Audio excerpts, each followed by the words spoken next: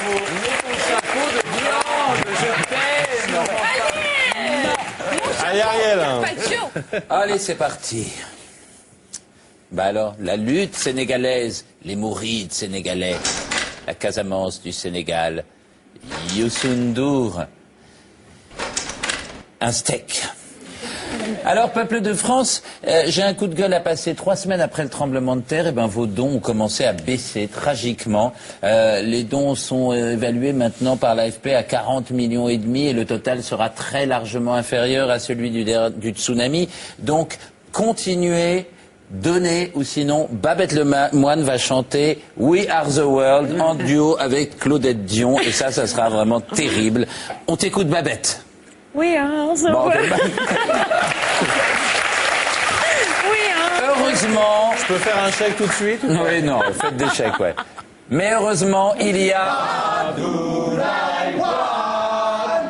Abdoulaye Wade, le président du Sénégal. Alors lui, redouble d'efforts pour Haïti. Il est généreux, il a fait un don de 150 000 euros pour le pays au nom du Sénégal. Bon, ça, même vous l'avez fait, Bruce. Mais cela étant, il est allé beaucoup plus loin avec des propositions 100% inédites qui ont étonné un peu son peuple, dont 54% quand même vit en dessous du seuil de pauvreté.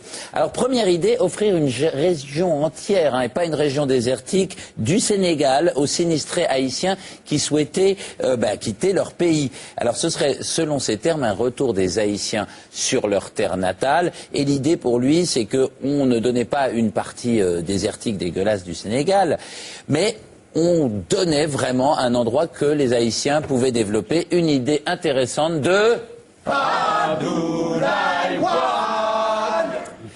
Mais pour le président Wade, cela ne suffit pas. Il veut aussi, c'est sa dernière idée, prélever 3 jours de salaire sur chaque travailleur sénégalais. Bon, quand on sait que les salaires sont entre 60 et 100 euros par mois, c'est un peu difficile. On leur a pas demandé leur avis.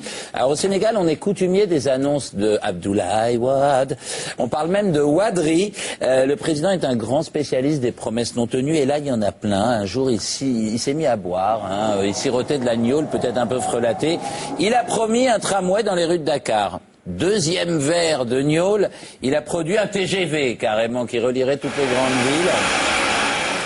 Et puis à la fin de la bouteille, il a carrément promis la construction d'une centrale nucléaire pour donner l'indépendance énergétique à son pays. Pour l'instant, aucune de ces 3 promesses n'a été réalisée. Et ça continue avec l'ouverture du sommet de Copenhague, où entre 2 harengs pomme à l'huile, ben oui, parce que Copenhague c'est le Danemark, il a proposé la construction d'une immense centrale solaire de 100 000 mégawatts dans le Sahara. Vous vous souvenez de cette histoire? Ça traîne depuis un moment. 244 milliards d'euros serait le coût de l'opération. Il aurait évidemment récolté cette somme au prix des pays développés. Et puis il a construit récemment une statue à Dakar. Alors son nom, c'est la statue de la Renaissance africaine. 21 millions d'euros, 50 mètres de hauteur.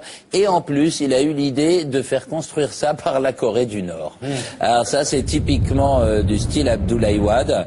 Et alors, le peuple n'est pas content. Les musulmans ne veulent pas de cette représentation. Et le peuple se demande pourquoi Abdoulaye Wade réclame des droits d'auteur. Il se dit, bah oui, c'est moi qui ai eu l'idée, donc je devrais avoir des droits d'auteur. Et ben non, le peuple n'est pas d'accord, et puis le sculpteur non plus n'est pas d'accord. Tant pis, il continuera quand même à travailler pour Abdoulaye Wade.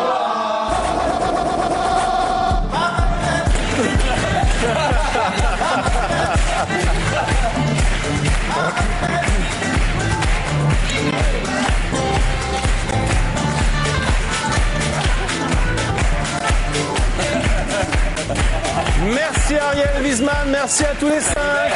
Merci à vous tous de nous avoir suivis. On vous souhaite de passer un excellent week-end, bien sûr. On se retrouve lundi à 12h20. Ciao.